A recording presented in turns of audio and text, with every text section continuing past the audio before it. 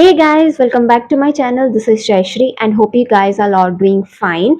And if you are not, trust me, it will get better with time. So in this video, we are going to take a deep dive into the dark and twisty world of How to Kill Men and Get Away with It by Katie Brent. So this book has been making waves for months, so I decided to read this book out and I am so excited to share my thoughts about it. So let's get started. So our FMC or the only lead of our plot is Kitty Collins, who is a very famous influencer who comes from old money, and currently in her family there is only her mother who is enjoying her life to the fullest with her new boyfriend in France, and her father is not really in the picture because he's been missing for 7 years. She is vegan because her father was once the owner of the multi-billion-dollar meat producing industry, and Kitty couldn't stand the sight of blood, nor she could withstand the animals being chopped off alive and being processed as meat for the consumption of humans.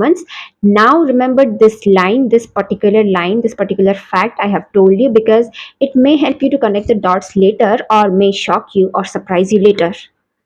As mentioned, she's a very famous influencer. She does her usual influencing stuffs, doing PR, promoting brands, updating her social pages, and going out clubbing with her regular friends. But what she was not aware of is that one such clubbing with her friends is gonna turn her life upside down forever and ever. One night at a club party with her best friend, she was enjoying the club. She was dancing to the fullest, she was drinking, she was sharing tidbits and jokes with her best friend when she was approached by this guy who was making advances on her, and she politely refused that guy. But this guy seems to be a relentless pursuer which grated on her nerves. It makes her uncomfortable and irritated. So she decided to leave for home, and apparently she was the only one who wanted to leave the party at an earliest, but she went out of the club nonetheless. And outside of the club on the road, she encountered that the same guy back from the club is actually hitting on a girl who keep on refusing him, and he was heavily intoxicated, and this guy seemed to have this irritating streak to him that he does not understand the meaning of consent. She saved that girl from the clutches of that guy, and now that guy's angry gaze is focused on her. He is heavily intoxicated and very much angry. He began to force himself on Kitty, and out of self defense, she attacked that guy. He fell to the ground. She waited for that guy to retaliate because she is full of adrenaline right now and wanted to give that guy a taste of his own medicine. But that guy didn't wake up for seconds, and she saw why. The guy fell over the broken glass shards of his own alcohol bottle and is spot dead. She did what any other person could have done in this situation. She ran away. The next day she woke up, she was very scared that the police may come at any time, knock over her door, take her for questioning, and may sentence her for lifetime imprisonment for an act of murder.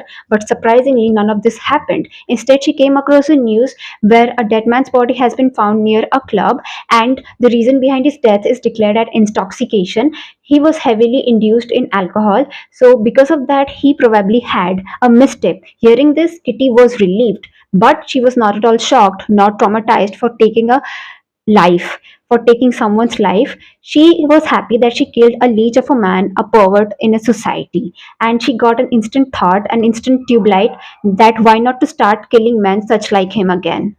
And that's from where her killing spree started. Her life as a part time serial killer started. She finds her target through dating apps, through social media pages, or through some news reports where there are mentions of certain men or confirmation about them being violent and who have committed assaults against women, but the legal system hasn't taken a single action against them. She killed those men who had sexually assaulted her best friend. She killed that man who was set free by the legal system despite a number of charges of assault and violence against women were on him. So basically, she is a vigilante and Samaritan on her own right, cleaning away certain specks of dirt from the society, which the authorities, the system failed to do so. But that's not at all. Here is a twist. Our own very serial killer is having a stalker. Yes, a stalker who is aware of every moment of her life, whoever she is meeting with, whoever she had killed, whoever she is stalking, and how she is managing her love life, her dating life, with her serial killing life, along with her influencing life. I have read this book mid-year in the flight, and I have completed this book after reaching my home.